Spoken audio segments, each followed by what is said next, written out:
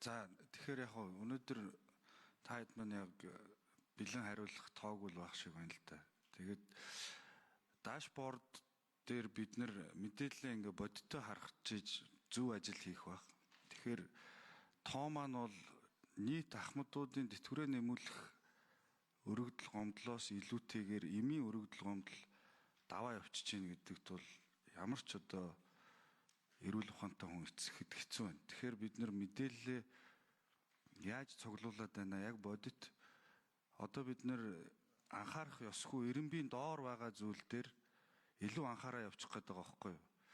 Тэгэхээр энийгээ хэдүүлээ айгүй зэгцтэй мэдээж яриг одоо шин засгийн газар бүрдээд шин бодлогоор ажиллах гал зүтгэж байгаа баг.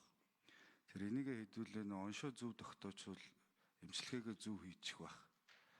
Тэгэхээр цаашдаа энэ мэдээллүүд дээр зөв сувгаар зөв мэдээлэлээ зөв эренбэл